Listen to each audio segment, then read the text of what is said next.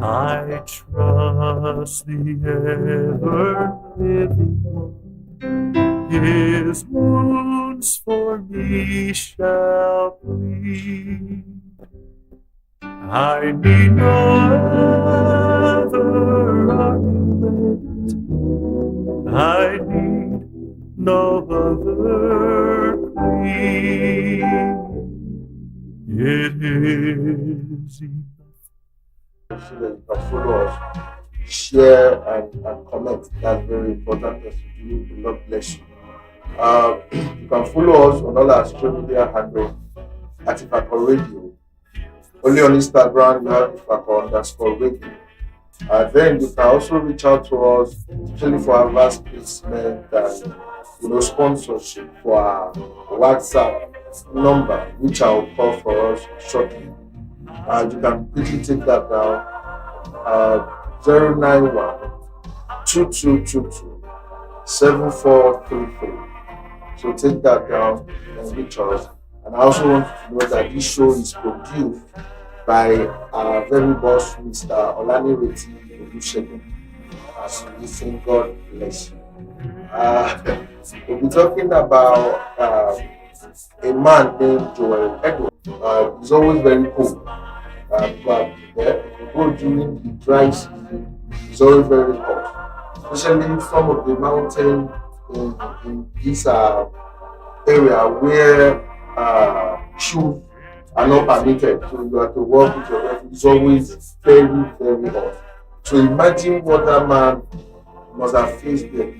And so he was praying, trusting God that this is it. Let me just die and come home. I can't stand to bear my children go through difficulties. There is nothing to eat. There is nothing to set before them. If you are a man, you understand. There's this Bible verse that often comes to the mind where the Bible said any man who cannot get up for his family is worse than a and as man, I understand one of the things collects money from and looking for you everywhere. So the only thing that the man resorted to doing was just to go to God, and pour his heart and just that. But thank God for Christ. Bible said in Psalm 30, but joy comes in the morning. There's something that I've established every now and then that truly there is a man to pray, there is a God to answer. God did not tell us in a specific way in which we should come to him. He just said, come. If you read Matthew 11, verse 28, he said, come unto him, all ye that labor and heavy laden. He said, I will give you rest.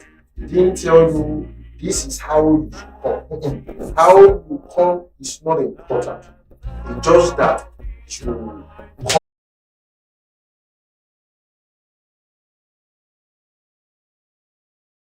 You know what?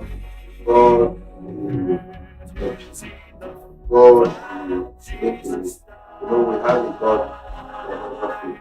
And the John the Evangelist got that. Said, why did you mention God in this area? So I don't believe that God exists. And this guy was bringing, profound things and excuses that can, even if care is not taken, to even confuse you more, as if maybe the gospel is a myth. He was talking about the coronavirus. He was talking about the bomb blast here and there in our nation. He was talking about, was bringing a valid point that God and the younger one was smiling. And the brother looked at him. Why are you smiling? He said, I can also tell you for a fact that Baba does not exist. Baba was like, what are you saying? I am a Baba.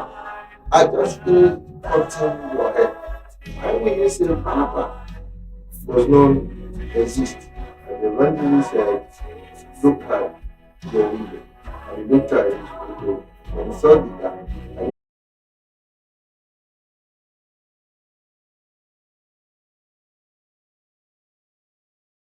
boat cannot and will never capsize. So do you see what I'm talking about now?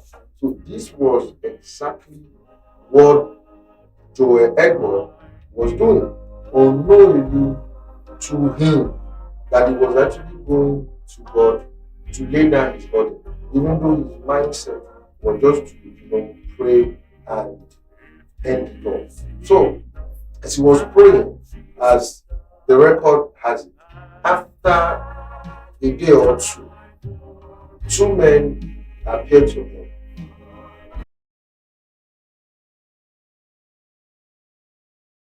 We remember because of a situation, and as a result of that, the time of there are time for when people go to the stream to fetch water and what have you now do some certain things. She was not allowed to partake because of her situation. Listen to me. What those people were doing might be so painful or we now believe not because of what she said, we believe because of what we have heard. Sometimes they say hearing has a long way in boosting someone's faith. So, Romans told us, say faith coming by hearing, hearing by the word of God. So, Mr. Edward was persuaded that, okay, for these men to have ardent knowledge of the situation that is going on with me currently, that means they might actually be who they say they are. So, he journeying back home, only for him to reach the gate, and it meant that you get that you won't be arrogant. Sometimes rejection, frustrations, and failure has the way of shaping us into the man and woman God has ordained us to be. So you won't be prideful when you now have what it takes to be what God has designed you to be. So now God does not do things and stop halfway. Remember what Bible said, he that began a good work in us is faithful to complete it until the days of Christ.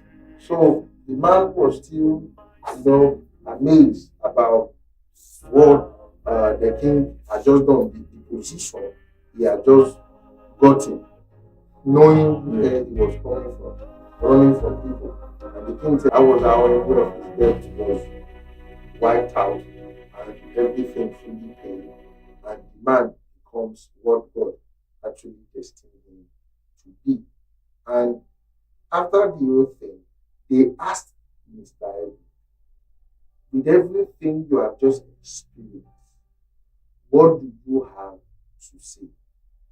That was when Mr. Edward started reciting this powerful hymn, that my faith has found a resting place, none in device, not creed.